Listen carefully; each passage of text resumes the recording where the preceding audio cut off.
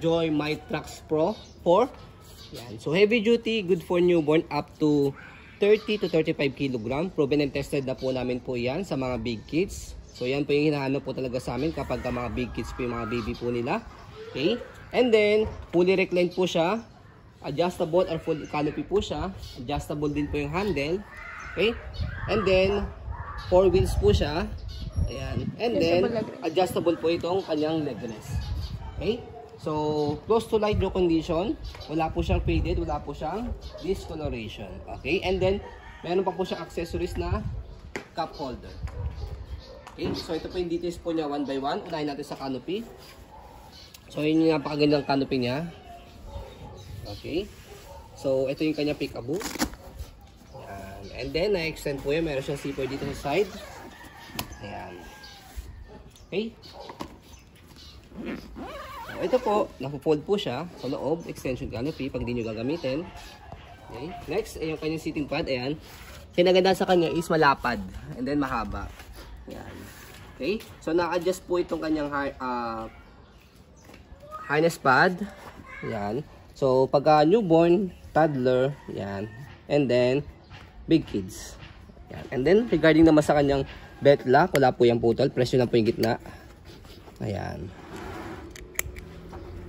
Okay. Front handle. Ito yung kanyang front handle. So, meron din siya kasamang pad.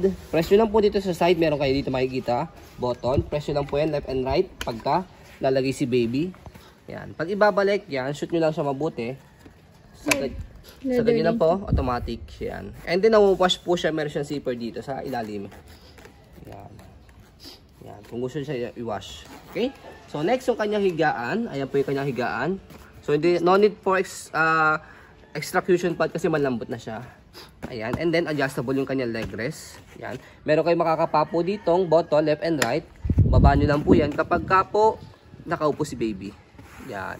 Kapag naman po nakahiga, angat nyo lang po yan. And then, adjust natin sa likod. So, dito siya ina-adjust. Press nyo po itong plastic. Hawak nyo yung thumb dito.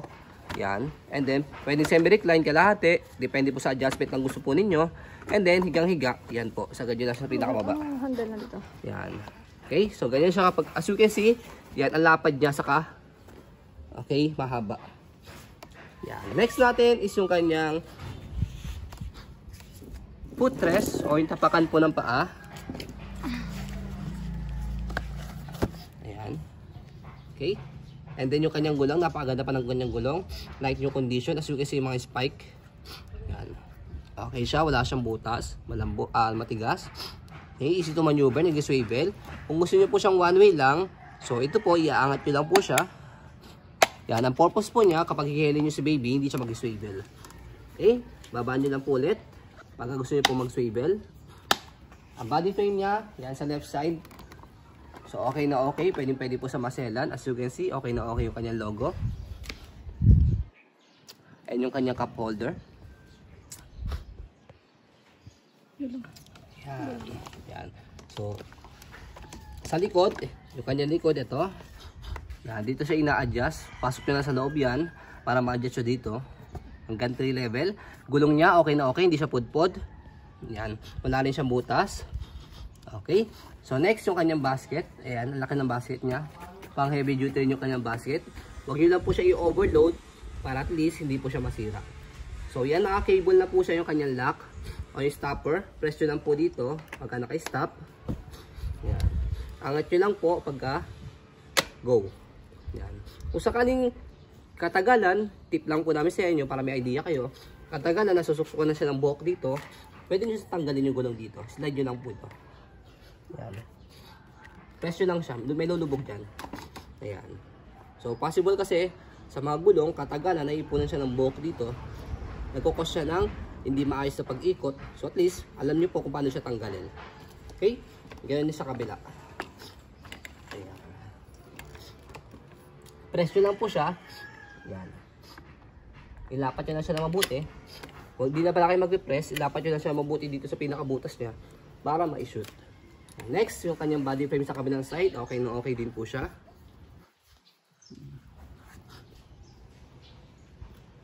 Yan. Isa po sa kanyang kinagandahan, ayan, is yung kanyang handle, which is leather na po siya. Ayan. Walang ano, scratch. Wala po siya scratch, wala po siyang issue or damage, and then adjustable pa po siya. Itong dalawang to, itong kulay Hindi black, nakikita mo dito. angat nyo lang po siya. I-adjust siya. Ilang adjust? Anday adjust yan. Mahaba yan. Okay, so fit na fit, especially sa mga 6-footer na mga daddy or mommy, kasi hindi na sila nakayuko kapag itutulak si baby. Okay, so i-stroll muna natin para makita po ninyo na wala po siyang issue kapag ginamit po.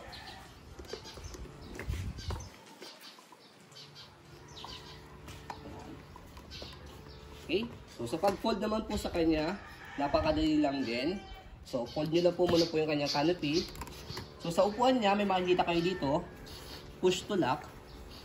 So may fold strap po dito, yan. And then meron kayo mahahawak, makakapa po dito, ito, pull to fold. Ito pong strap niya. So one hand lang po siya, aangat nyo lang po yun. And then meron kayo makakapa po dito, ito, kulay gray. I-press nyo po yun. Magpo-fold na siya. One hand na. Kasi, mag-automatic lock na siya dito sa side. Okay? And then, lock nyo lang po yung kanyang stopper. Yan. Ayusin natin yung kanyang gulong sa harapan para matayo po siya. Yan. Can stand alone din po siya. Para at least, maset aside po ninyo kung nasaan po kayong lugar. Okay? So, sa pag-open naman po, napakadali lang din. Tatanggalin nyo lang po yung lock dito sa gilid. Yan. And then, buka lang. Ganun lang po siya. Less hassle sa pag-open and then sa pag-fold. Okay? So, yan. So, sa mga naghahanap po, yan. Yan. Lock nyo lang siya mabuti.